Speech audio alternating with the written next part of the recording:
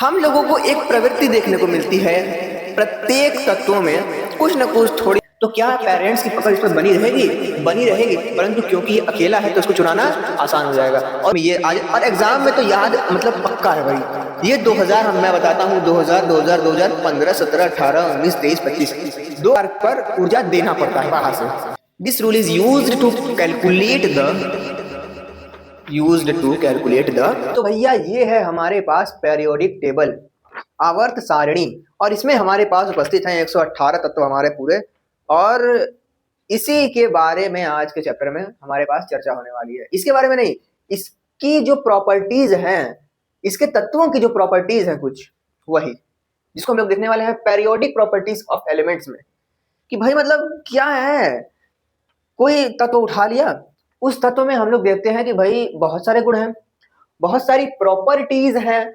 किसकी हैं? एलिमेंट्स की हैं। कोई एक एलिमेंट उठा लो, उसकी बहुत सारी प्रॉपर्टीज मिलेंगी। जैसे कि फ्लोरीन उठा लो, फ्लोरीन को उठाओगे तो पता चलेगा कि भाई वो आसपास वाले जो तत्व हैं उनसे इलेक्ट्रॉन को खींचने की शक्ति रखता है।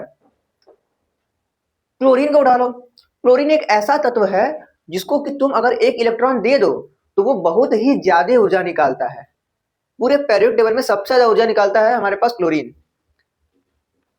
और भी बहुत सारी चीजें हैं। सोडियम के ले लो, सोडियम एक ऐसी धातु है जो कि मेटल है, परंतु उसको हम लोग चाकू से काट सकते हैं। पानी में डाल दो इसको तो गजब दम धमाका कर लेगा। बहुत सारी चीजें हैं। तो उसी में से एक प्रॉपर्टी भी एक हम लोग देखने वाले हैं आज की वीडियो में, कि अगर हम लोग किसी तत्व को लेते हैं और उसमें से अगर एक इलेक्ट्रॉन निकालते हैं उसके बाहरी शेल में से, तो उस एक इलेक्ट्रॉन को निकालने के लिए हमको कुछ ऊर्जा की आवश्यकता पड़ती है। उसी को हम लोग बोलते हैं आयोनाइजेशन एनर्जी। तो ये होती है हमारे पास आयोनाइजेशन एनर्जी। इसको हम लोग ऐसे भी देख सकते हैं कि मान लो भाई हमारे पास बीच में ये बीच में क्या होता है, नाभिक होता है, ये सबको पता है, ठीक है। ये नाभिक है, नाभिक के बाहर पहला शेल हमारे पास है, मान लो उसमें 2 इलेक्ट्रॉन है, ठीक है। ये दूसरा सेल रहा, इसमें हमारे पास एक ये ये ये मान लो इस तरह से इलेक्ट्रॉन है। अब इसको ऐसा मान लो ना कि ये बीच में हमारे पास बैठे हैं हमारे पास पेरेंट्स लोग, और इनके बच्चे सब बाहर मैदान में खेल रहे हैं। एक ये वाला मैदान जो है इसमें अधिकतम 2 ही बच्चे खेल सकते हैं और 2 ही बच्चे यहाँ पे खेल रहे हैं। और इसमें से एक पेरेंट इसको संभाल रहा है, एक पेरेंट है जो कि इसको संभाल रहा है। जितने इलेक्ट्रॉन हैं, जितने बच्चे हैं, उनके पेरेंट्स भी उतने ही हैं, ठीक है। तो उनको संभालने वाले पेरेंट्स भी हैं और बच्चे मैदान में अपना खेल रहे हैं। यहाँ पर बैठा एक हमारे पास किडनैपर, ये किडनैपर आता है और देखता है कि भाई यहाँ पर बच्चे खेल रहे हैं, इनको चुराना है। अब इस किडनैपर को जितनी एनर्जी चाहिए, मेहनत कर लो, मान लो इसको जितनी मेहनत करनी पड़ेगी इस इलेक्ट्रॉन को चुराने में, इस इलेक्ट्रॉन को उस ग्राउंड से निकालने में, इस बच्चे को उस ग्राउंड से चुराने में, क्योंकि इसके पेरेंट्स इस पर नजर रखे हुए हैं। पेरेंट्स के नजर रखते हुए भी इसको, इन बच्चे को चुराना है। इस बच्चे को चुरा लिया तो उस बच्चे को चुराने में जो मेहनत लगी है वही हमारे पास है आयोनाइजेशन एनर्जी। तो क्या लिखेंगे भाई इसका? अब हम लोग लिखते हैं परिभाषा। तो भाई एक एनर्जी ही तो है ये, तो द मिनिमम एनर्जी। मिनिमम क्यों भाई? क्योंकि तुम मान लो इस पर 1 किलो जूल पर मोल का एनर्जी लगाए, ठीक है, ये नहीं निकला, तुम थोड़ा बढ़ाए 10 किए, फिर जब 20 किए नहीं निकला, तुमने जैसे ही 21 किया तुरंत निकल गया। तो मिनिमम 21 है, ठीक है। 20 पर नहीं निकल रहा था, मिनिमम तुमने 21 लगाया, वो निकल गया। अब तुम 21 के बाद 100 लगा दो, 22 लगा दो, 23 लगा दो, 50 लगा दो, 100 लगा दो, 1000 लगा दो, वो निकलेगा, क्योंकि तुमने ये पता कर लिया कि कितने पर इसका मिनिमम है। तो यही मिनिमम को हम लोग कहते हैं, मतलब कि वो ऊर्जा अभी के लिए तो ऊर्जा ही जो निकालने में आवश्यक है। तो यही समझो, और क्या। The minimum energy required to remove the most loosely electron from an atom. नहीं, यहां पर सबसे जरूरी टर्म जो है ना वो यही है, फ्रॉम एन एटम नहीं। सबसे जरूरी चीज है कि ये जो एटम है ये आइसोलेटेड होना चाहिए। प्लस गैसियस होना चाहिए, ठीक है। ये आइसोलेटेड होना चाहिए और गैस फॉर्म में होना चाहिए। सॉलिड रहेगा तो निकालने जाएगा तो इसके आसपास और सारे ग्राउंड भी रहेंगे, एकदम सटल है इसके, तो चोरवा घुसेगा इसे अंदर, घुस ही नहीं पाएगा, है ना। हालांकि वो अलग बात है कि इसको गैस बनाएंगे फिर अलग करेंगे तब निकाल पाएंगे, परंतु अभी के लिए सबसे जरूरी चीज एग्जाम के लिए याद रखनी है कि भाई अगर एग्जाम में ये आज, और एग्जाम में तो याद मतलब पक्का है भाई, ये 2000 हम मैं बताता हूँ 2000 2000 2015 17 18 19 23 25 2015 17 18 19 23 और 25, लो भाई 1 2 3 4 5 6 6 साल आया हुआ है क्वेश्चन, ठीक है। बहुत इंपॉर्टेंट है ये, एमजी के भी में ये आया हुआ है, महात्मा गांधी का विद्यापीठ में गजब पूछता है मतलब ये टॉपिक कि ये क्या है। तो लिखते हैं भाई, मैंने बोला कि ये लिखना है तो इसको मैं राइट सही लिखता हूं, फ्रॉम एन आइसोलेटेड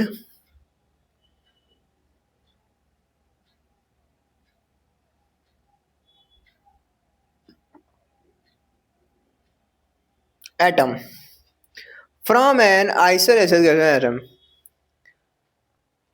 तो यही हमारे पास है ionisation energy.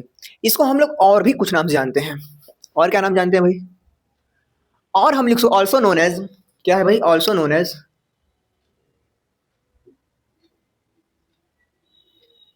Also known as क्या क्या ऑल्सो नोन एज, तो भैया इसको आयोनाइजेशन पोटेंशियल भी कहते हैं, आयोनाइजेशन पोटेंशियल भी कहते हैं, इसी को हम लोग आयोनाइजेशन एंथैल्पी भी कहते हैं। एंथैल्पी कैसे लिखूं मैं, एंथैल्पी, ठीक समझ जाओगे ना, ये भी और ये भी, ठीक है, also known as ionisation enthalpy. So ये भी एक नाम है। नेक्स्ट बढ़ते हैं भाई, और इसके बारे में हम लोग को क्या जानना चाहिए। अब एक एग्जाम्पल को देखते हैं, एग्जाम्पल क्या है भाई इसका, सोडियम का एग्जाम्पल लेते हैं। सोडियम क्या होता है भाई, सोडियम होता है हमारे पास 11 नंबर पे, 11 नंबर मतलब कि क्या होता है भाई, अंतिम में हमारे पास एक इलेक्ट्रॉन यहाँ पर देखने को मिलता है। नहीं पता है तो इसका इलेक्ट्रॉनिक कॉन्फ़िगरेशन लिख लो, आपको पता चल जाएगा। एक इलेक्ट्रॉन लास्ट में होता है, तो ये बताओ कि इस पूरे ग्राउंड में केवल एक ही बच्चा खेल रहा है, तो क्या पेरेंट्स की पकड़ इस पर बनी रहेगी, बनी रहेगी, परंतु क्योंकि ये अकेला है तो उसको चुराना आसान हो जाएगा, और ये खुद भी चाहेगा कि भाई मैं अकेला हूँ, अब इस ग्राउंड को मैं छोड़ना चाहता हूँ। किडनैपर आएगा, ये इससे पूछेगा चलोगे, तुमको मैं चुराने आया हूँ, तो ये कहेगा अरे मैं तो चाहता ही हूँ कि मुझे चुरा ले जाए कोई, निकल जाएगा, बहुत ही मिनिमम एनर्जी रिक्वायर्ड होगी इसके लिए, ठीक है। और वहीं अगर मान लो क्लोरीन है, मान में लास्ट में 1 2 3 4 5 6 7 8 इलेक्ट्रॉन है, तो 8 का मतलब होता है कि वो ग्राउंड, जो ग्राउंड हमारे पास है खचाखच भरा हुआ है। अब खचाखच भरा हुआ है तो इसको निकालने के लिए ज्यादा ऊर्जा की आवश्यकता पड़ेगी, ठीक है, ज्यादा ऊर्जा की आवश्यकता पड़ेगी। तो सोडियम का एग्जाम्पल लेते हैं भाई, सोडियम को अगर हम लोग 494 किलो जूल ऊर्जा देंगे, सोडियम को गैसियस फॉर्म में है 444 किलो जूल पर मोल ऊर्जा देंगे तो वो Na प्लस बन जाएगा, ठीक है, गैसियस फॉर्म में। इसमें इसको ऊर्जा देनी पड़ेगी। जब हम लोग इस निकाय को ऊर्जा देंगे तो हम लोग इसको क्या कहेंगे, प्लस कहेंगे, ये याद रखना है।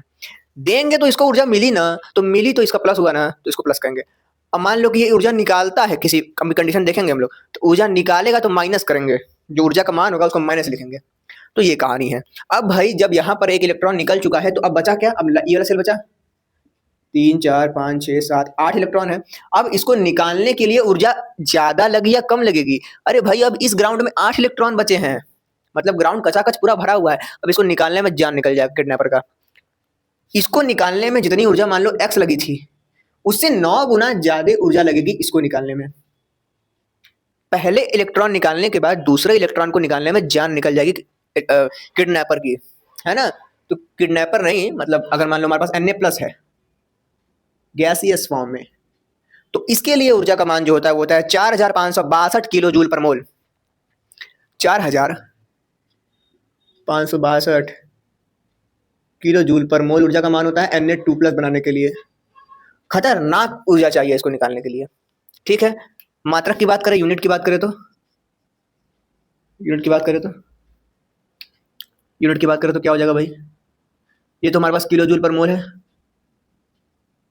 एंड एक ये भी है, एक हमारे पास इलेक्ट्रॉन वोल्ट पर मोल है, इलेक्ट्रॉन वोल्ट पर मोल है।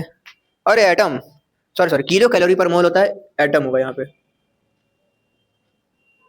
एक एटम पर विभव वगैरह निकाल के, इतना इलेक्ट्रॉन वोल्ट चाहिए एक एटम से निकालने के लिए, ऐसा कुछ। एंड किलो कैलोरी पर मोल।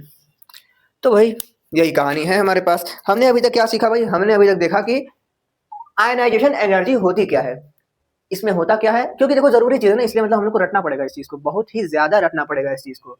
इसमें क्या होता है भाई? इसमें होता है हमारे पास किसी भी आइसोलेटेड गैसियस, बहुत जरूरी चीज, आइसोलेटेड गैसियस एटम से जो मोस्ट लूजली बाउंडेड इलेक्ट्रॉन होता है, और लूजली बाउंडेड अंतिम इलेक्ट्रॉन ही होगा जनरली, तो उसी को निकालने के लिए हमारे पास जो ऊर्जा की आवश्यकता पड़ती है, हम लोग उसको कहते हैं आयनाइजेशन एंथैल्पी। और यहाँ पर जो है मेरा ये खत्म हो गया ससुरा, पूरी बाप, अगर इतना लिख रहा हूँ ना मैं इस पे, इस बोर्ड पे, खत्म हो जा रहा है, तो इस पर जो है ये डालना पड़ता है, ये देखो भाई यही है हमारे पास, इसको इसमें डालना पड़ता है। चलो भाई, तो अब इस ये हमने समझ लिया। अब एक क्वेश्चन देखते हैं प्रीवियस ईयर में आया हुआ, ठीक है। तो प्रीवियस ईयर में क्वेश्चन पूछा है भाई, क्या आप इसका उत्तर दे सकते हो? 2013 में आया हुआ क्वेश्चन है कि the second ionization enthalpy, question हमारे पास दिया है कि second ionization enthalpy of sodium is very high as compare to its first ionization energy, why. तो भाई आपको यही बताना है कि जो पहली वाली एनर्जी है वो कम है, दूसरे वाली ज्यादा कहाँ है? 4552 लिखा है, ससुरा कहाँ लिख दिया जी हमने? 4562 है, कहाँ लिख दिया मैंने? बताओ, देखो ये सब बात है, ठीक है, सब देखो बात होता है, गजब गजब दिक्कत है। तो ये तो हम लोग लिखेंगे because Na plus has stable noble gas configuration, so it's very difficult to remove the electron from Na plus, so this is the reason behind this phenomena, so this question, तो ये सब हो जाएगा।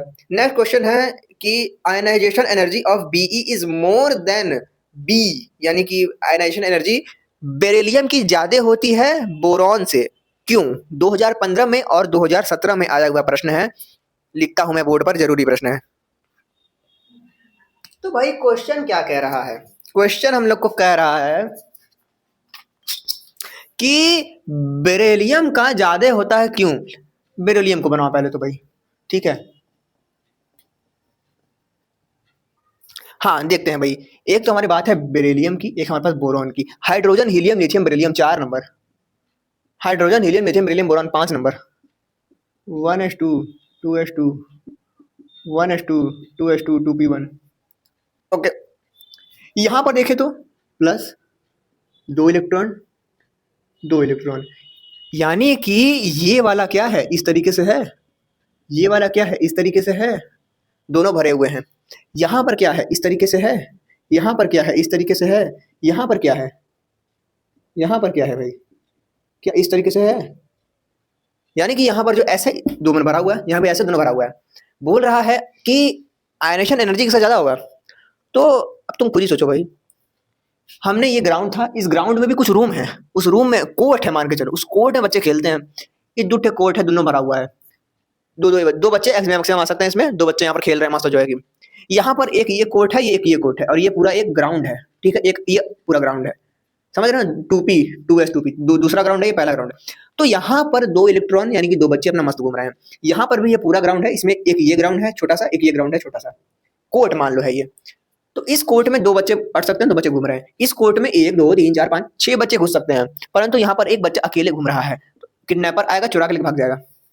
तो यहाँ पर आसान है, इलेक्ट्रॉन को निकालना आसान है। क्यों? क्योंकि यहाँ पर केमिस्ट्री की भाषा में अर्धपूरित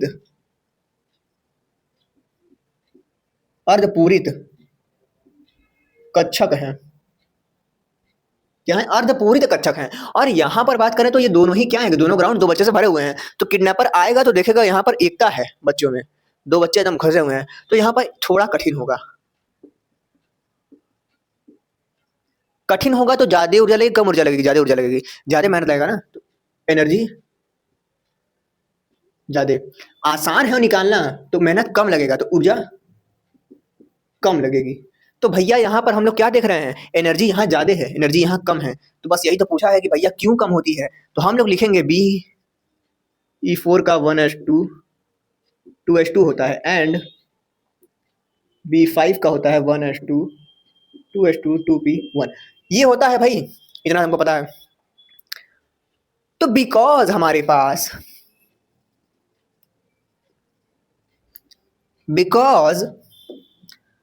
BE4 has fully filled orbitals, has fulfil orbital ऐसे लिख सकते हो, है ना। तो भैया फुल्ली फिल्ड ऑर्बिटल लिख देते हैं। क्या करना है, BE4 has filled orbital but B5 doesn't have fully filled orbital। या फिर लिख दो ऐसे करके 1s2 2s2 2p1 ब्रैकेट में कर दो, या और क्या, ठीक है। That's why so the ionization energy of BE4 is high, ठीक है। मतलब क्या है भाई, भरा हुआ है इसलिए स्टेबल है, इसलिए जो है कि यहाँ पर थोड़ा कठिन होगा।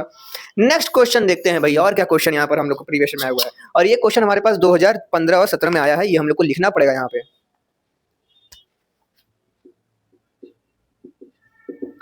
2015 और 17 में क्वेश्चन आया हुआ है। नेक्स्ट क्वेश्चन हमारे पास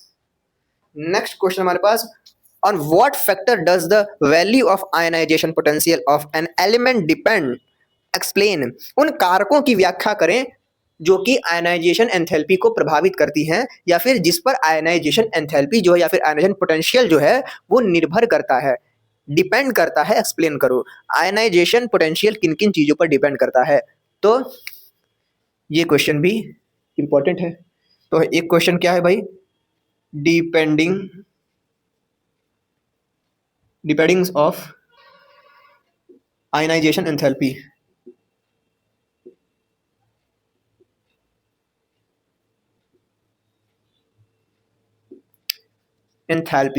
ठीक है।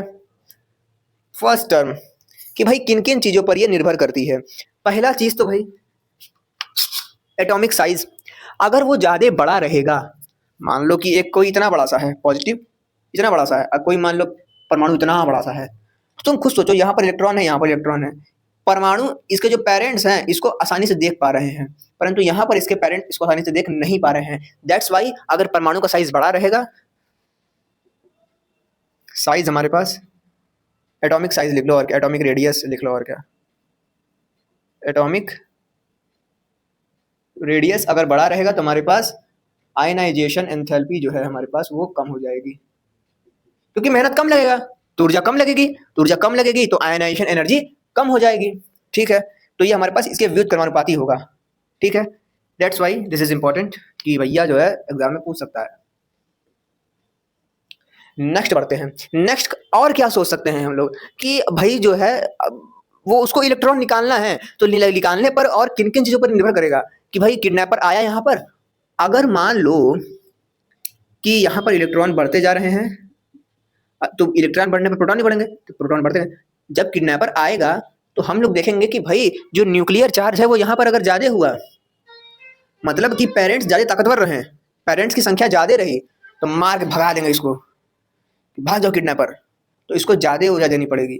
तो अगर न्यूक्लियर चार्ज ज्यादा रहता है तो मेहनत ज्यादा करना पड़ता है, यानी कि ऊर्जा ज्यादा लगती है। तो यहाँ पर भाई क्या हो जाएगा, न्यूक्लियर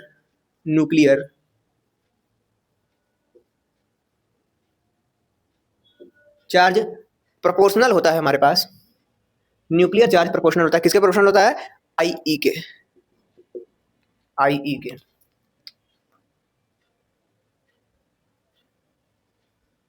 तो भाई ये कहानी है, दो चीज हो गया। और कुछ एक स्क्रीनिंग इफेक्ट भी होता है कि भाई स्क्रीनिंग इफेक्ट मतलब कि अभी आगे बताऊंगा क्या होता है कि बीच में परमाणु है, ये स्क्रीन बन गया एक तरीके से, मान लो एक कोष, दो कोष, तीन कोष, तो इसके कारण होता क्या है कि भाई वही सिस्टम कि अगर ज्यादा कोष हो जाएंगे तो इलेक्ट्रॉन इलेक्ट्रॉन एक तरीके से वो आपस में प्रतिकर्षण शुरू हो जाएगा। तो ऐसे करते करते करते करते लास्ट वाले इलेक्ट्रॉन को हम लोग देखेंगे या फिर किसी भी इलेक्ट्रॉन को देखेंगे तो उस पर एक तरीके का आवरण प्रभाव लगेगा। कैसा आवरण प्रभाव? इलेक्ट्रॉनों का आवरण प्रभाव। इलेक्ट्रॉन इस रूम में है ना, इस बच्चे इलेक्ट्रॉन इसमें है ना, तो इससे प्रभाव पड़ता है परमाणु पर। तो हम लोग देखते हैं कि आवरण प्रभाव ज्यादा होता है, तो आवरण प्रभाव के ज्यादा होने से हमारे पास आयोनाइजेशन एंथैल्पी जो है कि कम हो जाती है। क्यों? क्योंकि यहाँ पर पहले से ही इलेक्ट्रॉन में झगड़ा चल रहा है कि भाई तुम भागो यहाँ से, हम तुम दूर रहो हमसे, आकर्षण नहीं विकर्षण, इलेक्ट्रॉन विकर्षण होगा, दूर रहो दूर रहो दूर रहो। तब से उधर किडनैपर आ गया, देख रहा है तो खुद ही लड़ रहा है आपस में, सब चुरा के ले जाओ अपने को। स्क्रीनिंग इफेक्ट,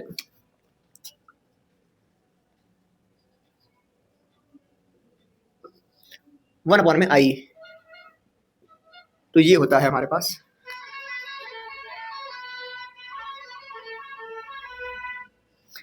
तो भैया ये होता है हमारे पास पूरी कहानी किसकी।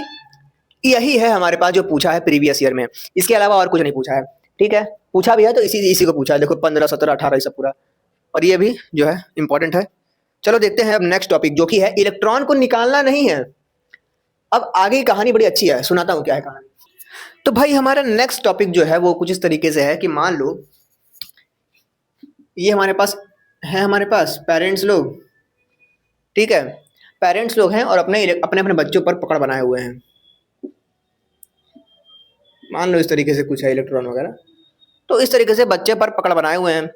मान लो कोई आदमी आके इसको एक बच्चा और दे देता है, तो हम लोग देखते हैं कि जैसे ही एक बच्चा इनको दिया जाता है, ये सब पूरे गांव में मिठाई बंटवाते हैं। उस मिठाई को हम लोग कहते हैं एनर्जी।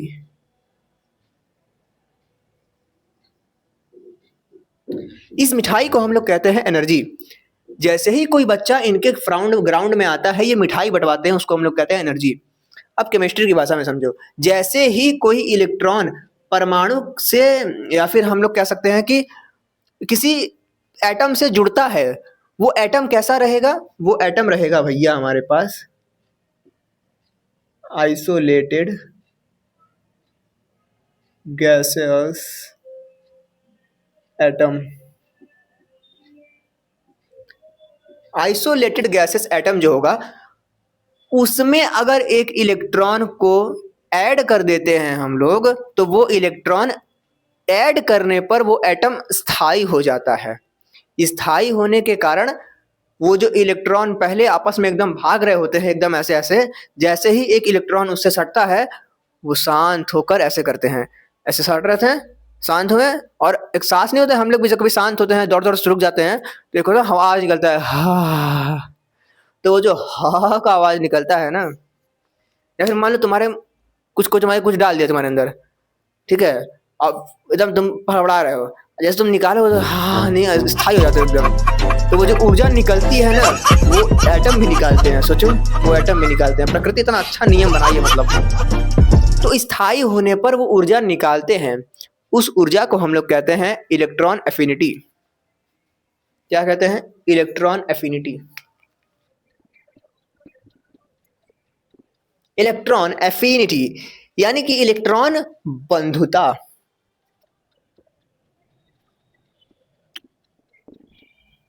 इलेक्ट्रॉन बंधुता क्या है? इलेक्ट्रॉन बंधुता कि भैया जो है एक बच्चा ग्राउंड में आया, मिठाई बांटी गई, उसी को कहा गया एफिनिटी। लिखा जाए क्या है इसकी परिभाषा? तो भैया the amount of energy amount of energy released, the amount of energy released by adding one electron in isolated gaseous atom। तो भैया the amount of, first letter हमेशा capital, the amount of energy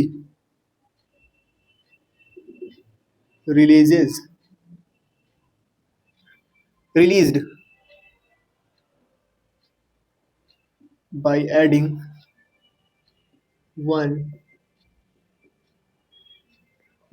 one electron, the amount of energy released by adding one electron in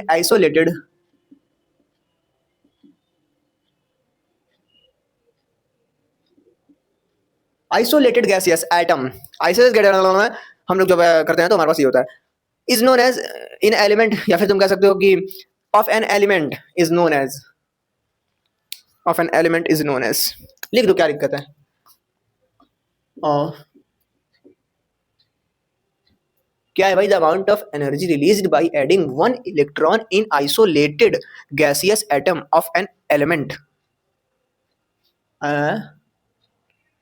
meant card as, फिर सीधे card लिख दो, electron affinity कहते हैं, क्या कहते हैं, इलेक्ट्रॉन, इलेक्ट्रॉन एफिनिटी।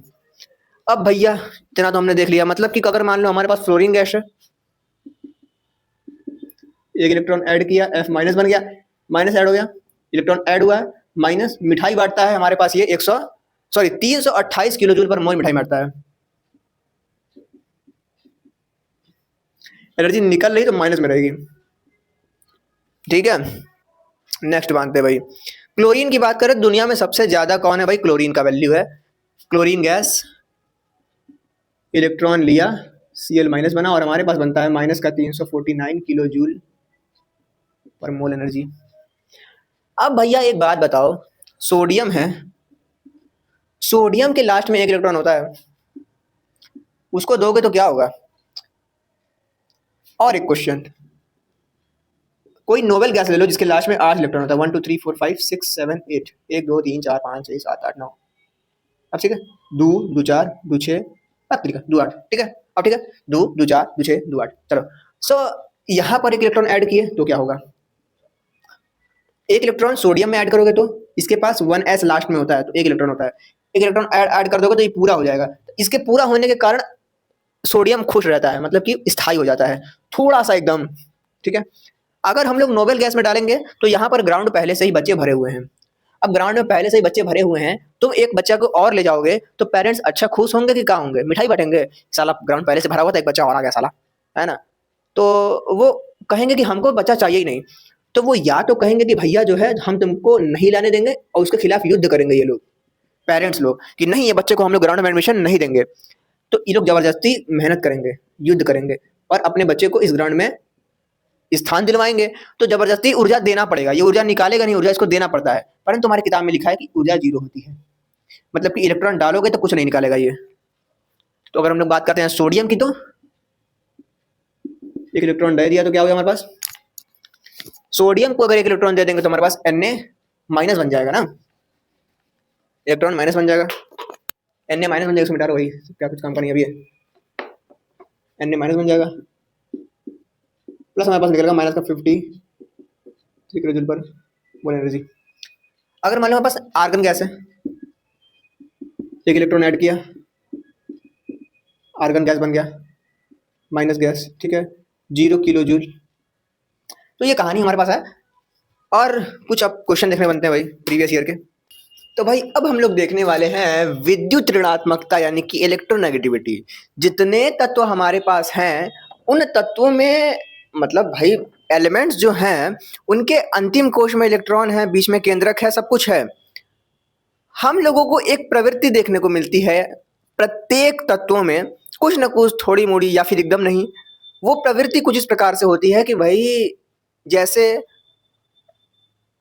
हमारे पास एकदम सेंटर में होता है हमारा न्यूक्लियस, कुछ ऐसा सिस्टम होता है और बीच में न्यूक्लियस होता है, तो जब बीच में आवेश है और वो आवेश के कारण इलेक्ट्रॉन उससे सटे हुए हैं, तो हम लोग ये देखते हैं भाई कि इसका प्रभाव यहाँ यहाँ यहाँ यहाँ इन सब जगहों भी होता है। ये मान लो कि बीच में कोई मजबूत चुंबक है और उस चुंबक के कारण इस तरह से एक क्षेत्र बन गया है जहां पर कि कोई कुछ आएगा तो वो उसको खींच लेगा। अब अगर ये बहुत बड़ा है, मान लो ये इतना बड़ा यही है और इसका प्रभाव भी मान लो इतना तक है, तो इलेक्ट्रॉन के कारण वो प्रभाव काफी कम हो जाता है। परंतु मान लो अगर ये छोटा सा, ये मान लो छोटा सा है, तो कुछ ऐसे है मान लो, तो अगर ऐसा है तो हम लोगों को बहुत सारे परमाणु तत्व ऐसे हैं जो कि अपना जो फील्ड है वो कुछ इस प्रकार से रखते हैं कि अगर इसके पास अगर कोई इलेक्ट्रॉन आए ना तो वो खींच जाएगा इसकी तरफ, ठीक है। तो किसी भी केमिकल कंपाउंड को अपनी ओर आकर्षित करने की एक प्रवृत्ति होती है किसी भी तत्व में। ये तत्वों को एक तरीके से मैंने यहाँ पर ट्रिक लिख भी दिया है, ट्रिक बताऊंगा मैं।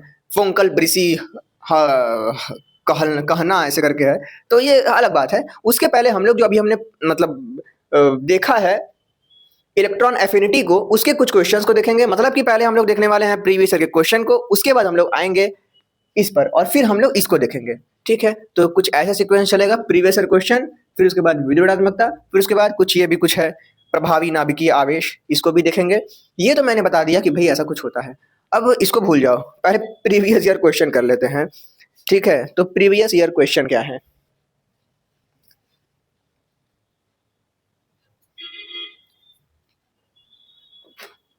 तो भाई एक बार फिर से बता देता हूं कि इलेक्ट्रॉन एफिनिटी शब्द यहां पर जो यूज हुआ है उसका मतलब क्या है। ठीक है, इलेक्ट्रॉन एफिनिटी हम लोग पढ़ चुके हैं, एक बार पढ़ना और बनता है। एफिनिटी मतलब कि वही इलेक्ट्रॉन लेने पर कोई पॉजिटिव है ऐसा करके नाभिक तरह कोई इलेक्ट्रॉन ये लिया और ऊर्जा निकाला। क्या निकाला? एनर्जी निकाला। इलेक्ट्रॉन लिया, एनर्जी निकाला। जो एनर्जी निकाल रहा है वही क्या है? इलेक्ट्रॉन एफिनिटी है। तो electron affinity of halogens are very high, इसको पूछा गया 2023 में। ये तीनों क्वेश्चन पूछे गए हैं लॉन्ग में। तो वही 10 नंबर का 15 नंबर का सवाल है, इसको ध्यान से देखना है। इलेक्ट्रॉन एफिनिटी हेलोजेंस में हाई क्यों होती है भाई? अरे भैया हमने देखा है ना कि इस प्रकार से अगर हम लोग देखते हैं अपने पेरियोडिक टेबल को, तो हर तत्व कैसा होना चाहता है? हर तत्व रोल मॉडल कौन है? ये है, ये जो हलीना की रब से फरियाद, नहीं हलीना नहीं है, ये क्या है? हीना, नीना और करीना का अक्सर रंगीन, helium, neon, argon, krypton, xenon, radon. हर तत्व इसके जैसा बनना चाहता है ना? अपना जो कोश है वो इसके जैसा बनाना चाहता है। तो इसमें हम लोग देखते हैं कि ये जैसे मान लो बोरॉन है, तो बोरॉन से थोड़ी दूरी अधिक है, तो इसको थोड़ा सा और थोड़ा श्रम करना पड़ेगा इसके जैसा बनने के लिए। इससे थोड़ी और दूरी है, इससे थोड़ी और। सबसे संगति सबसे पास में है फ्लोरीन, क्लोरीन, ब्रोमीन, आयोडीन और ये है एक्टोनियम करके कुछ है, एस्टेटाइन करके है।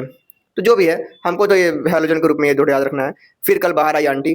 खैर, तो जब इसकी संगति इसके काफी पास है, तो ये भी तो इसके तरह व्यवहार करेगा ही ना।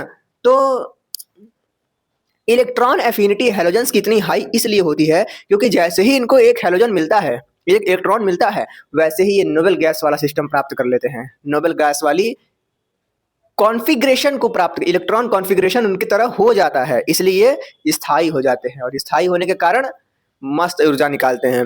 इसीलिए जो ऊर्जा निकलती है, और सबसे ज़्यादा किसका होता है? क्लोरीन का होता है। पूरे दुनिया में सबसे ज़्यादा इलेक्ट्रॉन एफिनिटी किसकी होती है? क्लोरीन की। तो इसका आंसर लिखेंगे क्या? Electron affinities of halogens are very high. इतना तो हम लोग कॉमन लिखेंगे ही लिखेंगे।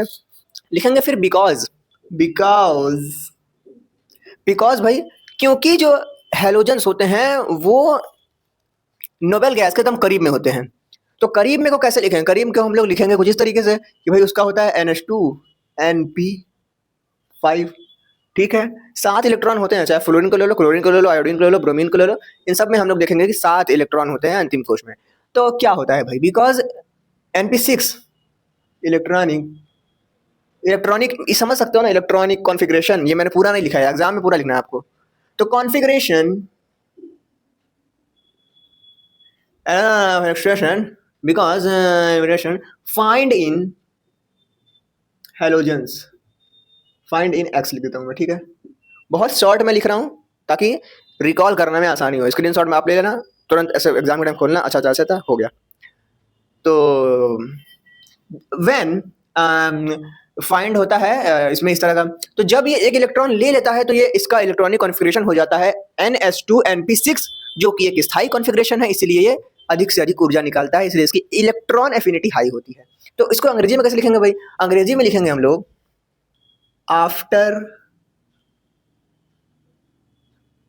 Having one electron it become NH2NP6. This is NH6. This is stable because all subcells are filled.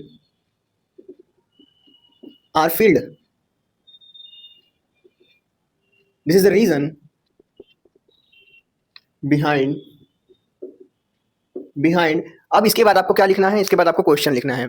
Behind high या फिर very high electron affinity of halogens. ठीक है, चलो भाई जितना आप लोग लिख लोगे।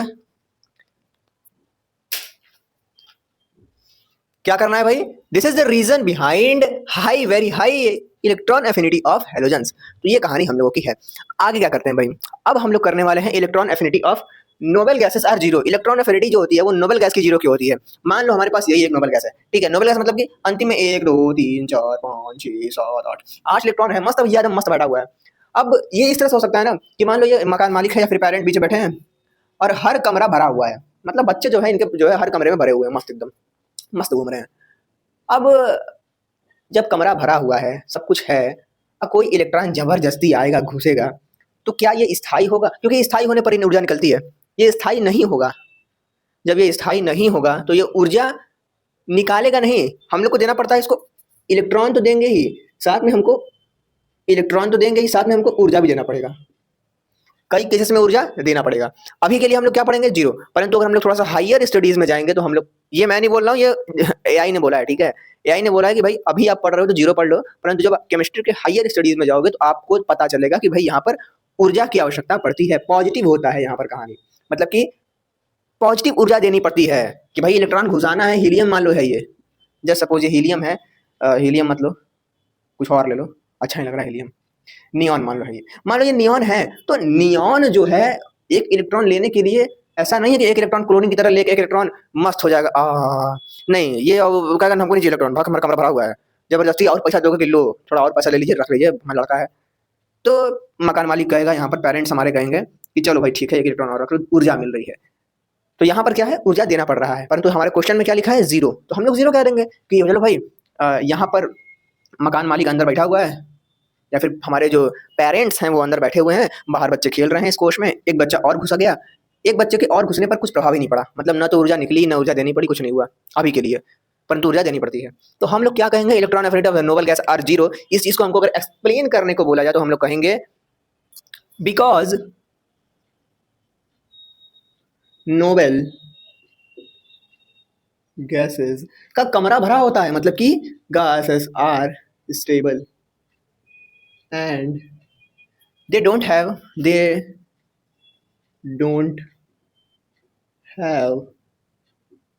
tendency to have an extra electron. That's why electron affinity of noble gases are zero. ठीक है, चलो भाई नेक्स्ट क्वेश्चन को देखते हैं, सक्सेसिव इलेक्ट्रॉन गेन एंथैल्पी। हमने क्लोरीन की बात की थी कि भाई क्लोरीन के अंतिम में 7 इलेक्ट्रॉन थे, 1 2 3 4 5 6 7 7 है, और ये चाहता कितना है, 8। कोई भी परमाणु अपने पास कितना चाहता है, 8। मतलब कि 8 मतलब कि उसका पूरा सेल वगैरह बढ़ा रहे, है ना। 2 या 8 हम लोग यही देखते हैं। तो यहाँ पर 8 करने के लिए एक इलेक्ट्रॉन लेकर इसका पूरा कमरा भर जाता है तो मस्त हो जाता है। ठीक है, अब जब पूरा कमरा भरा हुआ है, तुम जबरदस्ती उसको ऊर्जा दोगे, मतलब उसको इलेक्ट्रॉन दोगे, तो फिर क्या होगा, फिर दिक्कत होगा ना। तो हम लोग क्या देखते हैं, सक्सेसिव इलेक्ट्रॉन गेन एंथैल्पी का मतलब कि एक एक करके इलेक्ट्रॉन गेन करते जाओ करते जाओ करते जाओ। तो उससे होता क्या है भाई, पहले तो हम लोग ऊर्जा देंगे तो वो स्थायी हो जाता है, परंतु और अगर इलेक्ट्रॉन डालने की कोशिश करेंगे तो हम लोगों के पास इलेक्ट्रॉन के पीछे प्रतिकर्षण शुरू हो जाता है ना। कि एक इलेक्ट्रॉन दे दिया ठीक है, 2 इलेक्ट्रॉन दिया ठीक है, तीसरा देना बहुत ऊर्जा लगेगी भाई, तुमको ऊर्जा उठा देना पड़ेगा, ऊर्जा निकलेगी नहीं। ये नहीं कि तुमने ऐसा एकदम उछल रहा था, तुमने एक इलेक्ट्रॉन दिया उसको और वो शांत हो गया, तुम एक और इलेक्ट्रॉन दे दिया, एक और इलेक्ट्रॉन दे दिया, तो थोड़ा सा ऊर्जा देना पड़ा पर दे दिया। अब तीसरा नहीं आ पाएगा भाई, तीसरा आएगा तो रिपल्शन इतना खतरनाक होगा, ये और उछलने लगेगा, कहेगा कि भागो तुम भाई, तुमको बहुत ही ज्यादा ऊर्जा देना पड़ेगा। तो यहाँ पर हम लोग का क्या हो जाएगा भाई, सक्सेसिव इलेक्ट्रॉन गेन एंथैल्पी का मतलब कि जब हम लोग एक एक करके इलेक्ट्रॉन डालना शुरू करते हैं, तो पहला वाला इलेक्ट्रॉन तो ठीक है, जैसे ही दूसरा इलेक्ट्रॉन डालेंगे कहानी थोड़ा सा बिगड़नी शुरू होती है। बताऊंगा किस प्रकार से, अभी अगर एग्जांपल हम मैं देख लूंगा उसमें बताऊंगा। सक्सेसिव इलेक्ट्रॉन गेन एंथैल्पी क्या लिखेंगे भाई, एक्सप्लेन करना है इसको। तो when we add second electron in negative ion, when we add second electron in negative ion here, electron repel करने लगते हैं ना, तो उसके लिए हम लोग कैसे लिखेंगे कि भाई electron start repelling each other here, या फिर देन लिख लो electron start repelling each other, electron start repelling each other, that's why we need energy to give successive electrons, कि भाई एक के बाद एक इलेक्ट्रॉन्स देना जाएंगे तो हम लोग को क्या पड़ेगी, that's why we need energy to give successive electron, successive या फिर वन बाय वन इलेक्ट्रॉन, जो भी कहना है जो कर लो, ठीक है। तो अब भाई एक एग्जांपल लेते हैं, एग्जांपल हमारे पास लेते हैं ऑक्सीजन का। ऑक्सीजन के पास पहले हमने गैस बनाया, एक इलेक्ट्रॉन जोड़ा, वो माइनस बना और ऊर्जा निकली हमारे पास -442 किलो जूल पर मोल, ठीक है। फिर वो माइनस को हमने लिया, गैस लिया, प्लस इलेक्ट्रॉन एक और डालने गए, एक इलेक्ट्रॉन पहले से है, अब दूसरा डालोगे तो बहुत ज्यादा ऊर्जा लगेगी। माइनस का मतलब क्या है, माइनस का मतलब है कि इलेक्ट्रॉन इसने छोड़ दिया, जैसे तुम्हारे मान लो तुम 5 दिए, मान लो गैस छोड़ दिए, फाल्ट है, लड़कियां देख रही होंगी वीडियो, भाई दिक्कत हो जाएगा, है ना, सब कहेंगे जीरो सिविक सेंस। सो तुमने फाट कर दिया तो कुछ तुम्हारे से ऊर्जा निकल गई, तो ऊर्जा निकली तो तुम्हारे शरीर से क्या हुआ, माइनस हुआ कुछ। तो उस तरीके से ये भी क्या किया, ऑक्सीजन पहले इलेक्ट्रॉन दिया गया तो वो ऊर्जा को निकाला। अब भाई गैस निकल चुका है भाई ये पूरा, अब गैस निकलने के बाद अब तुम चाहोगे कि फिर से और गैस निकले तो बहुत दम लगाना पड़ेगा, अब पता चला कि अतरी पतरी निकल जाएगा। तो यहाँ पर हम लोगों के पास दूसरी बार पर ऊर्जा देना पड़ता है बाहर से, ऊर्जा बाहर से देंगे तो पॉजिटिव, हमारे से निकलेगा तो नेगेटिव, तो ऊर्जा बाहर से देने पर हमारे पास O2 माइनस बनता है, हमको ऊर्जा देनी पड़ती है, उस ऊर्जा का मान होता है 844 किलो जूल पर मोल।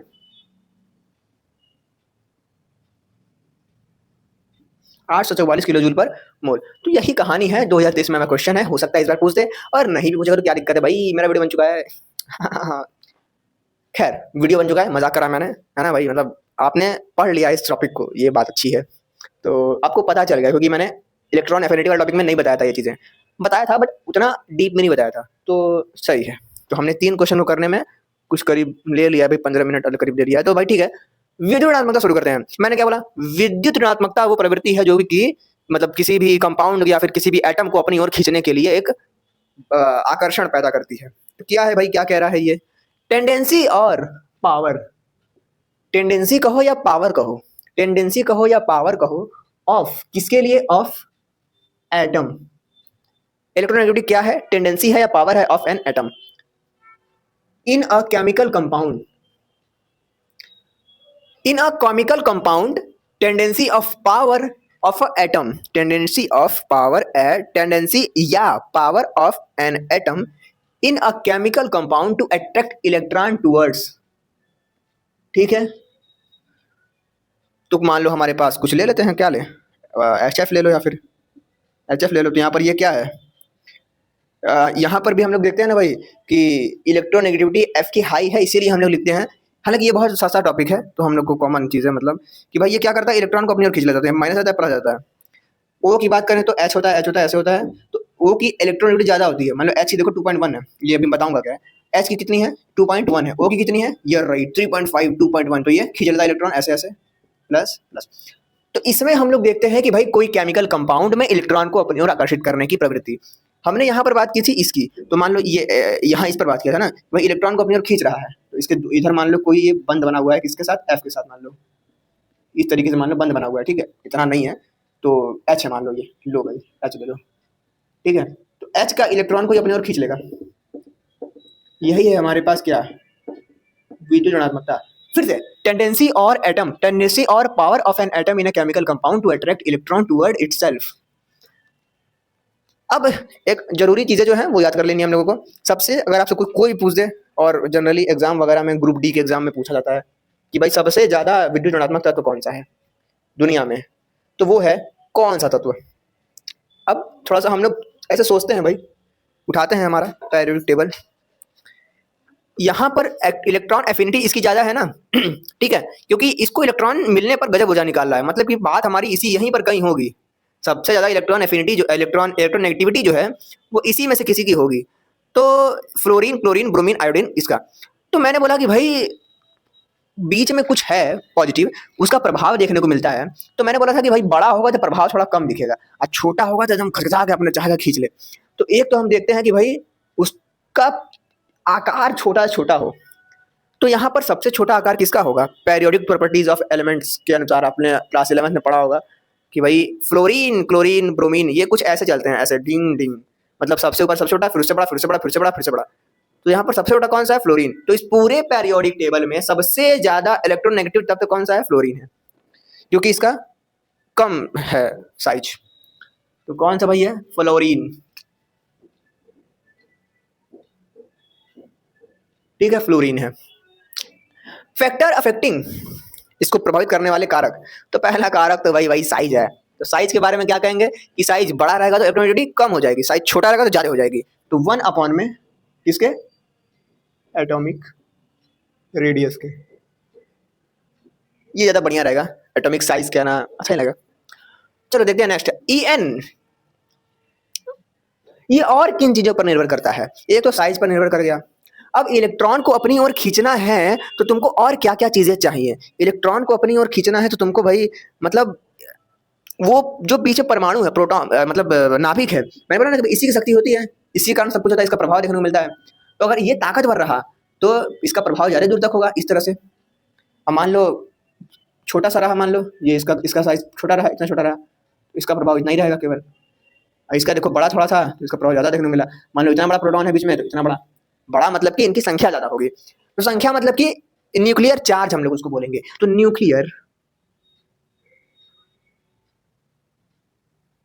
न्यूक्लियर चार्ज के समानुपाती होता है। न्यूक्लियर चार्ज बढ़ेगा तो इलेक्ट्रॉन भी घचघचा के खींचेगा, तो इलेक्ट्रॉन घचघचा के खींचेगा तो हम लोग उसको कहेंगे हाई इलेक्ट्रोनेगेटिविटी। चलो भाई, तो ये तो हो गया हमारा कहानी। नेक्स्ट देखते हैं पेरियोडिक ट्रेंड्स कैसा है भाई। मैंने बोला कि भाई जिस प्रकार से तुम यहां से यहां जाओगे तो इन सबको कैसा बनना है? इसके जैसा बनना है। जब तुम इसके पास जाते जाओगे तो इसके जैसा बनना चाहोगे, तो सबसे ज्यादा ये, फिर कम, फिर कम, फिर कम। तो अगर हम लोग पेरियोडिक टेबल में बाएं से दाएं जाएं तो इलेक्ट्रोनेगेटिव बढ़ेगी ना, क्योंकि हम लोग हीलियम वगैरह करीब जा रहे हैं। चलो भाई, तो ये क्या है भाई? इंक्रीजिंग होगा। टॉप टू बॉटम आएंगे तो अगर हम लोग इसको लें और यहाँ पर टॉप टू बॉटम आए, तो मैंने बोला कि यहाँ सबसे छोटा, फिर उससे बड़ा, फिर से बड़ा, फिर से बड़ा, फिर से बड़ा। तो जब साइज बढ़ेगा तो बात तो सही है कि भाई साइज बढ़ेगा तो प्रोटॉन की साइज भी बढ़ेगी, परंतु प्रोटॉन की साइज बढ़ने के साथ साथ कोस भी तो बढ़ेंगे। मैंने बोला है कि भाई प्रोटॉन की साइज बढ़े परंतु ये साइज, इसकी साइज ना बढ़े। प्रोटॉन बढ़ता जाए, इसकी साइज ना बढ़े। परंतु अगर ये भी बड़ा हो जाएगा तो इसका प्रभाव थोड़ा सा बाहर वाले पर कम रहेगा। तो बाहर वाले पर कम प्रभाव होगा तो टॉप टू बॉटम आने पर हमारे पास डिक्रीज करेगा, डिक्रीजिंग होगा। ठीक है, अब इसको नापने के लिए हम लोग के पास एक स्केल होता है, पाउलिंग स्केल। ठीक है, ये हम लोग को ध्यान रखना है। 1L है, केवल एक ही L है। चलो छोड़ जाने दो। Pauling scale is the best method to know electronegativity. EN for noble gases. अब नोबेल गैस तो भाई कुछ होती है नहीं, मतलब उनको इलेक्ट्रॉन ना तो चाहिए ना उन्हें, मतलब ये साधु संत हैं, है ना, जैसे कि साधु संत को मतलब नहीं है ना, उनको कुछ चाहिए ना उनको कुछ देना है। तो नोबेल गैस जब लेना चाहती नहीं है तो फिर इसका क्या होगा यार? मतलब इलेक्ट्रोनेगेटिविटी क्या होगा? क्या जीरो होगा? हाँ भाई, जीरो ही होगा, जीरो होगा। Electronegativity for noble gases are zero. नहीं खींचती है भाई इलेक्ट्रॉन, ये और क्या। अब एक ट्रिक आता है हमारे पास इस बीच, जो कि है इसको याद करने का ट्रिक। सबसे ज्यादा कौन है भाई हमारे पास? सबसे ज्यादा है ये फ्लोरीन, ऑक्सीजन। ये ट्रिक आपको मेरे हिसाब से पता होगा, ठीक है। तो ट्रिक वैसे भी ऐसा आपको पता ही होगा मेरे हिसाब से, आपने कहीं ना कहीं अपने कहीं पढ़ा होगा। फ्लोरीन और oxygen, nitrogen, chlorine, bromine, iodine, carbon, hydrogen, sodium, ये इस तरह से क्रम है, घटता हुआ क्रम है हमारे पास, सबसे ज्यादा फ्लोरीन, फिर ऑक्सीजन, फिर करके। याद करने की इसको कोई जरूरत नहीं है, हम लोग को बस इसको ट्रिक याद कर लेना है कि भाई अगर कभी मान लो हमारे पास N है और ऐसे ऐसे करके H दे दिया, तो आपको पता होना चाहिए कि भाई यहाँ पर N की इलेक्ट्रोनेगेटिविटी ज्यादा है। तो N की इलेक्ट्रोनेगेटिविटी जब ज्यादा है तो हम ये कह सकते हैं कि N इलेक्ट्रॉन को खींचेगा। मान लो हमारे पास HF दे दिया, तो हमको पता है कि फ्लोरीन सबसे ज्यादा इलेक्ट्रोनेगेटिव है, मतलब इलेक्ट्रॉन खींचने की प्रवृत्ति इसकी बहुत अधिक है। तो अधिक है तो ये इलेक्ट्रॉन को खींच लेगा, माइनस प्लस। तो हम लोग को इस समय काम आएगा ये, तो इस समय काम आएगा तो उसकी ट्रिक बना लेते हैं भाई। ट्रिक क्या है? फोंकल ब्रिसी, फोनकल, फोन कल, कल, फोन कल ब्री, ब्री कहना, फोन कलबरी कहना, फोन कलबरी कहना, ठीक है। तो ये सब चीजें हैं, ध्यान रखना है इसको।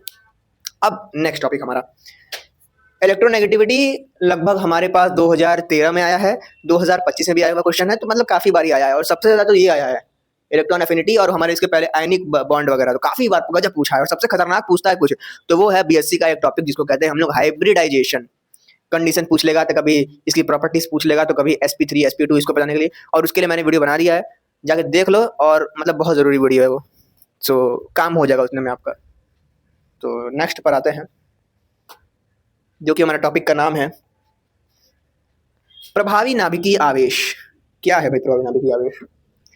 इस बीच हम लोग दो टॉपिक को कवर कर सकते थे, एक तो है शील्डिंग इफेक्ट, परिरक्षण प्रभाव, या फिर हम लोग कहें उसके कारण उत्पन्न होने वाला, या फिर हाँ वही कहो इफेक्टिव नेगेटिव। तो इस बारे में समझते हैं क्या है कहानी। ये रहा प्लस, ये रहा इलेक्ट्रॉन, ये रहा इलेक्ट्रॉन,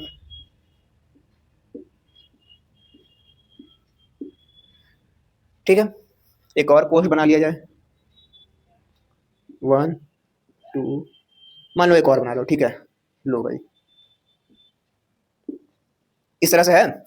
तुम ये बताओ कि क्या ये जो नाभिक है, या फिर बीच में जो हमारे पास पेरेंट्स बैठे हुए हैं, इस पूरे घर के मालिक, वो पास वाले बच्चों को तो संभाल लेंगे कि पास पास है ना, नजर देखते रहेंगे कि इनकी नजर में है। फिर थोड़ा सा और दूर जाएंगे तो थोड़ा सा और नजर कमजोर होगा, है ना, कि भाई ये सब क्या कर रहे हैं पता नहीं चलेगा, ये सब हो सकता है किसी को लेकर बिजी हो, तो थोड़ा नजर कम पड़ेगा।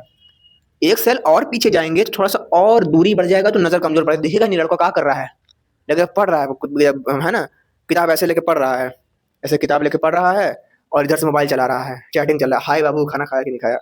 तो ऐसा भी हो सकता है भाई, है ना, ऐसा भी हो सकता है। और जो एकदम दूर है उस पर तो प्रभाव बहुत कम पड़ जाएगा, फिर तो दिखाइया नहीं देगा वहां पर ससुरा क्या कर रहा है, और ये लोग उठ के यहाँ तो जाएंगे नहीं। तो इनका अंतिम कोश पर जो प्रभाव पड़ता है उसी को हम लोग कहते हैं प्रभावी नाभिकीय आवेश। नाभिकीय आवेश जो है उसका अंतिम वाले इलेक्ट्रॉन पर जो प्रभाव है उसी को कहते हैं प्रभावी नाभिकीय आवेश। इस बीच हम लोग देखते हैं कि जब ये इलेक्ट्रॉन जब एक तरीके से शील्ड बना रहे हैं ना, जैसे एक शील्ड ये बन गया, एक शील्ड ये बन गया, फिर तीसरा शील्ड ये बन गया, तो इस तरह से जो 1 2 3 शील्ड बन गया, 3 शील्ड बनने के बाद उसको देखना थोड़ा सा मुश्किल हो गया। तो इसी शील्ड को बनने की जो एक तरीके से प्रक्रिया नहीं कहेंगे, जो शील्ड है, इस शील्ड के कारण हम लोगों को अंतिम वाले इलेक्ट्रॉन पर जो आवेश है नाभिक का वो कम हो जाता है, जो प्रभाव है नाभिक का वो कम हो जाता है।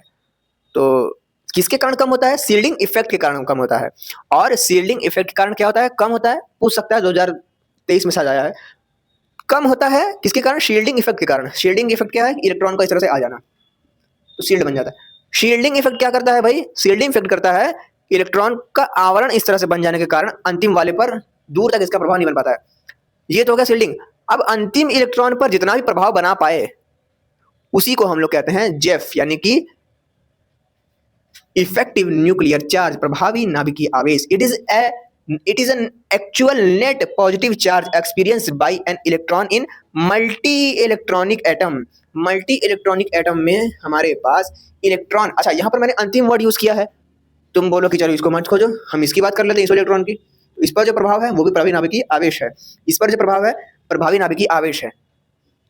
परिरक्षण प्रभाव के कारण प्रभावी नाभिकीय आवेश कम होता है, ये कहानी है। सबसे ज्यादा प्रभावी नाभिकीय आवेश इस पर, एस वाले पर, फिर उससे दूर जाकर उस पर, फिर कम, फिर कम, तो ऐसे करते करते हम लोग देखते हैं कहानी को। तो फिर से एक बार देखते हैं भाई, it is actual net positive charge, it is actual net positive charge जो कि एक्सपीरियंस किया जाता है किसी इलेक्ट्रॉन के द्वारा। किसी इलेक्ट्रॉन के द्वारा एक्सपीरियंस किया जाता है नाभिक के कारण एक्सपीरियंस किया जाता है किसी इलेक्ट्रॉन पर of an atom of multi electron atom, मतलब एटम नहीं, multi electron atom. It is actual net positive charge experienced by an electron in multi electron atom, electronic atom कह दो। चलो तो इसका सूत्र लिखते हैं। सूत्र इसका क्या है भाई? सूत्र है इसका Z is equal Z F लिखते हैं, ऐसे लिखते हैं Z effective Z minus sigma, ठीक है। Z क्या है यहाँ पर? Z यहाँ पर हमारे पास है, Z माइनस है ये। Z हमारे पास है एटॉमिक नंबर, ठीक है। ये हमारे पास है शील्डिंग कांस्टेंट,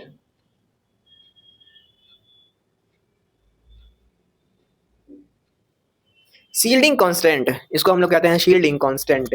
अब भैया यहाँ पर एक और नियम हम लोग को पढ़ना है, सलेटर का नियम। क्या पढ़ना है? सलेटर का नियम।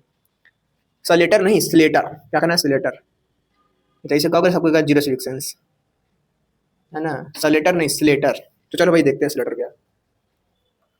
तो भाई स्लेटर रूल क्या कहता है? स्लेटर रूल इससे संबंधित है। जेड एफ मतलब जेड इफेक्टिव, है ना? जेड इफेक्टिव मतलब कि इफेक्टिव न्यूक्लियर चार्ज का मान निकालने के लिए ये यूज होता है। तो स्लेटर रूल क्या होता है भाई? स्लेटर रूल होता है हमारे पास, this rule is use to calculate the rule is used this rule is used to calculate the z effective of electron and z effective of electron effective nuclear charge of electron या फिर z effective experienced by, हाँ ये ज्यादा बेहतर रहेगा, experienced by, z effective experienced by।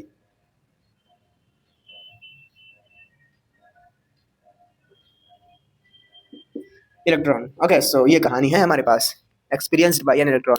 अब सबसे ज़रूरी चीज़ जो आप लोगों को घुमा देगी वो ये है, S और for S and P subshell. अभी के लिए इसी को पढ़ते हैं, S और P के सबसेल के लिए।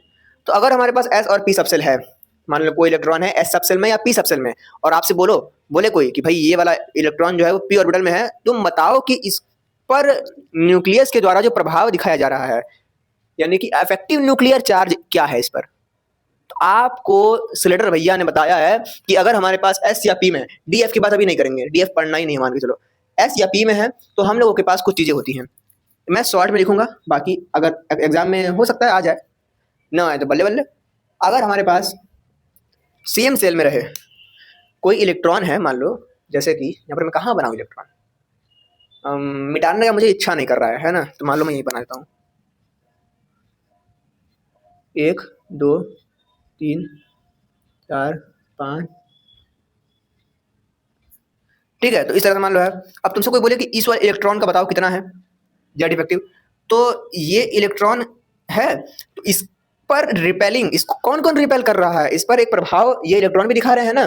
तो इन सेम सेल उस इलेक्ट्रॉन को प्रभावित करने वाले जो इलेक्ट्रॉन हैं उनके द्वारा उस पर प्रभाव पड़ता है 0.38 गुना, ठीक है। एक बार मैं देख लूँ इसको, 0.35 है। तो in same cell, same subshell होगा, तो सेम सबसेल नहीं यार, सेम सेल ही लिखेंगे ना, सबसेल काहे को लिखेंगे, दिमाग घूम रहा है। अरे भाई इसी कोश के इलेक्ट्रॉन की बात हो रही है ना, तो सेम सेल में हम लोग क्या पढ़ रहे हैं भाई कि इस पर जो प्रभाव है एक इलेक्ट्रॉन पर इन सारे इलेक्ट्रॉनों का, वो पड़ता है 0.35 प्रत्येक इलेक्ट्रॉन के द्वारा कंट्रीब्यूशन। इलेक्ट्रॉन 0.35। यहाँ पर एक अपवाद है, क्योंकि केमिस्ट्री अपवाद का देश होता है। अपवाद में हम लोग अपवाद क्या लिखेंगे कि भैया फॉर 1s इसकी वैल्यू होती है, ये तो भाई ऊपर वाला है ना, अगर हम इसकी बात करें अंदर वाले में कि इस पर इसके इलेक्ट्रॉन द्वारा लगाया जाना बल कितना है, तो वो होता है 0.30, ठीक है, 1s के लिए। बाकी हम लोग देख लेंगे। अब हम लोग देखेंगे इनर सेल मतलब कि एक इसके अंदर आ जाने वाला, एक इसके ठीक इसके अंदर में अगर देखा जाए तो इनर सेल के द्वारा। और हम लोग देखेंगे कि अगर मान लो कि कुछ ऐसा होता, यहाँ पे कोई इलेक्ट्रॉन होता, एक तो देखे हम लोग कि इसके दो इलेक्ट्रॉन, मान लो 3 इलेक्ट्रॉन है, तो इन 2 इलेक्ट्रॉनों के द्वारा इस पर कितना बल लग रहा है, फिर हम कहेंगे कि इन इलेक्ट्रॉनों के द्वारा इस पर कितना बल लग रहा है, फिर हम कहेंगे कि इस इलेक्ट्रॉन के द्वारा इस पर कितना बल लग रहा है। तो एक तो इनर होगा, एक डीपर होगा, मतलब सबसे अंदर वाला। तो डीपर शेल तक ही पढ़ेंगे, और इनर सेल के लिए इलेक्ट्रॉन कंट्रीब्यूशन होता है 0.85 और इसके लिए होता है 100। ठीक है, चलो भाई ये क्या हो गया भाई। चलो भाई, अब एग्जाम में क्वेश्चन क्या आएगा, एग्जाम में क्वेश्चन आएगा कुछ ऐसे, क्वेश्चन पूछ देगा कि कोई आपको एटम दे देगा और बोलेगा कि इसके इस वाले इलेक्ट्रॉन के द्वारा बताओ कि कितना जो है निकल रहा है। सिग्मा का मान पूछ सकता है। सिग्मा निकलेगा किससे, सिग्मा निकलेगा इससे, इन्हीं सबसे निकलेगा। बता दिखा रहा हूँ, परेशान नहीं होना है, ठीक है, कैसे क्या करना है बता रहा हूँ। इसको हमको ध्यान रखना है। एक क्वेश्चन लिखता हूं मैं,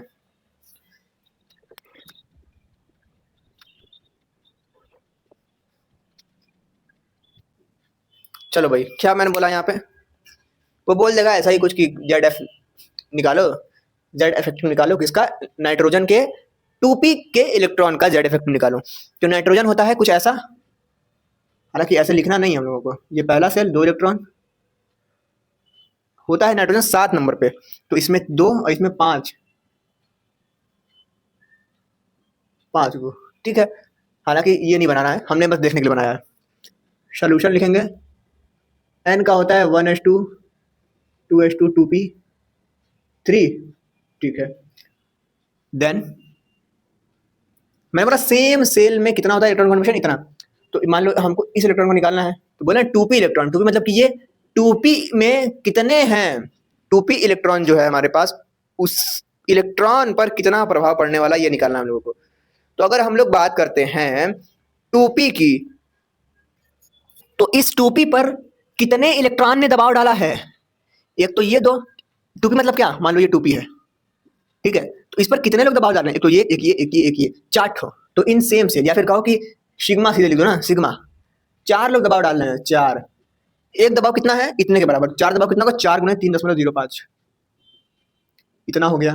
प्लस अब इसके अंदर घुसेंगे तो 0.85, तो अंदर घुसेंगे तो 2 इलेक्ट्रॉन है, 2 गुणे 0.85 हो जाएगा, क्योंकि एक के द्वारा 0.85 है, 2 के द्वारा 2 गुणे इतना हो जाएगा। तो सिग्मा का वैल्यू क्या आ जाएगा हमारे पास, 4 का इससे गुणा करो, 4 पंजे 20, सुन्ना हासिल लगा 2, 4 के 4, 4 दुनिया 4 तई 12 13 14, 2 अंक, 2 अंक है, 2 अंक मतलब इधर लगेगा यार, 1.40। अब नेक्स्ट प्लस 5 दुनिया को सुनना चलेगा, 1 8 16 ये आ गया, कैलकुलेट करेंगे हमारे पास आ जाएगा 390। अब 3 10 सॉरी 1.40 1.70 11 3, ठीक ठीक ठीक ठीक ठीक, बड़ा दिक्कत है यार। अब भाई अब इतना करना है तो सिग्मा निकल गया, फॉर्मूला ये रहा, सिग्मा निकल गया। जेड क्या है, एटॉमिक नंबर है, क्या तुमको इसका एटॉमिक नंबर नहीं पता, 7 होता है ना एटॉमिक नंबर नाइट्रोजन का। तो देन जेड ई एफ हमारे पास क्या आ जाएगा, जेड माइनस सिग्मा, ठीक है। जेड की वैल्यू 7 माइनस कितना करेंगे 3.10 आ जाएगा 3.90। आंसर, आंसर लिखकर हमारा चैप्टर खत्म। इससे बाहर तो ऐसा कोई क्वेश्चन मुझे नहीं दिखा, इतने में से सब कुछ आएगा, और पिछले वीडियोस भी देख लेना आप। तो यही कहानी है पीरियोडिक प्रॉपर्टीज ऑफ एलिमेंट्स की। मिलते हैं नेक्स्ट वीडियो में, तब तक के लिए धन्यवाद।